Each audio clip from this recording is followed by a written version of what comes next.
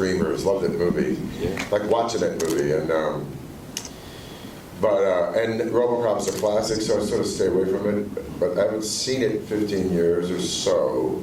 I just saw it in Dallas with the crew and with my 8-month-old son, and some guy took a picture of the back of my head son watching RoboCop. And he watched the whole thing, man. He was just like, mesmerized.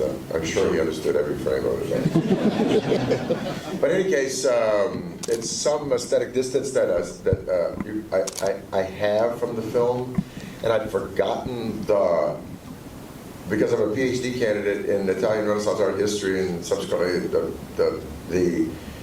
what I've spent as a hobby the last 20 years is studying art history and subsequently the social history, intellectual history of Western Europe. At a particular time when we became modern, that's around the late 1300s, early 1400s, and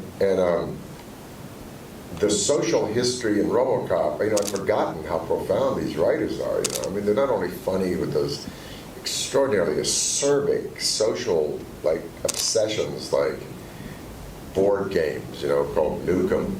This is 1986. I mean, the parameters of friendly aggression, even then. But the movie starts off with a last bastion holdout of apartheid against black South Africa. Anybody grab onto that? That's the first thing. That's the first damn thing you see in RoboCop, right? Is essentially white suppression about to go down the toilet. And the film is laced with that stuff. I mean, not to mention the themes of redemption and resurrection and on and on and on and on. So they would just go, man. And so when I was watching it 3 weeks ago in Dallas, I had the first time I had to say that I got past the hoopla of the film and was genuinely proud to be part of it, to really be proud of it. Really proud to be part of this film, and could see how anthropological it is. I mean, I think you could watch it in 100 years, and it would resonate because of its story. And but I'm happy to see you all here. I just got off a plane and I'm directing a new series for A&E called Longmire. Great, I want to plug that, A&E. So that's a great series, man, and it's got this great guy who played the second bad guy. I was watching this guy. He looks like a really handsome, looks like a more handsome version of Brett Favre, and it's sort of a more accessible version of Tommy Lee Jones. And it's about a modern day Western. It's a sheriff who doesn't have a cell phone, doesn't do computers. He lives in southern Wyoming. He has to handle Indian reservations, and drunks and weird murders and deer hunting out of season. But it's very, very graphic and somewhat violent. And he's a beautiful cat. He played the second bad guy in Matrix. Anybody seen Matrix? Okay, I'm looking at this guy, man. He's so ranch-like, and he's a horse guy, and he's so good-looking. My wife said, he's juicy. And his name is Robert Taylor. His name is Robert Taylor, man. She says, oh, that's the guy in Matrix. I said, that's not the guy. The guy in Matrix had a square jaw and one of those, and sure as all this. So that's what I've been doing. I've been directing. I just got off a plane literally 45 minutes ago. Came right here. They ran me up. He's a Thorazine, man. Yeah, Joe. And then we all get, and he's a great guy, the goddamn Denzel Washington Award for never driving the car. Which I say, which is when the Oscar for him when he's not in the car, he's fantastic. But every time he's in that fucking car, man, he's looking at Ethan Hawke for 90 seconds! And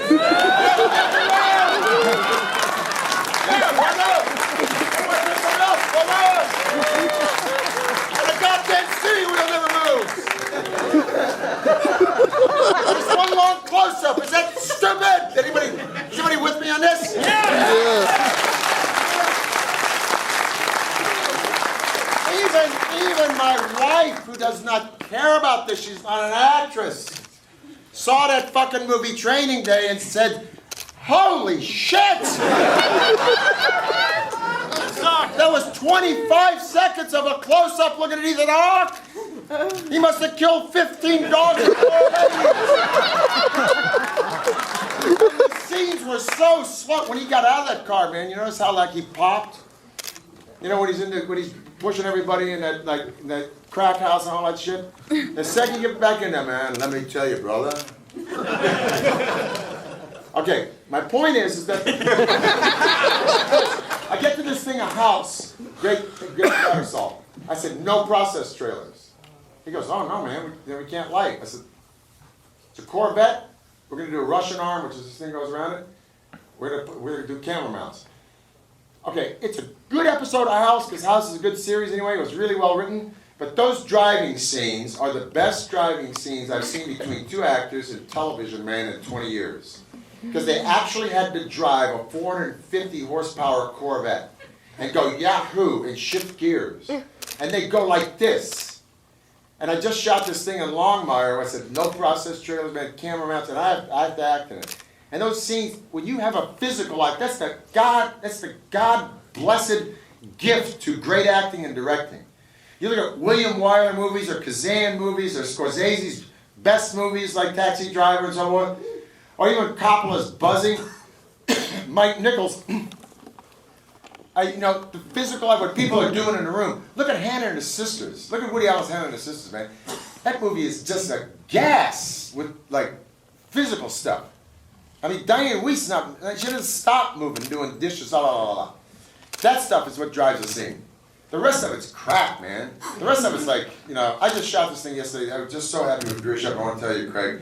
I had been looking at files, pulling out files, putting on that, filling up coffee, like 5 shots going through 4 rooms. DP was going nuts at first, and once those actors cooked, man, that scene was supposed to be like 6 pages, man. It was down to like 2 minutes and 20 seconds. Just driven by that stuff. Here's the classic thing that Kazan always said. Notice how much more you are committed to washing the dishes on a parallel with how pissed off you are to the person talking to you. You bury yourself in it.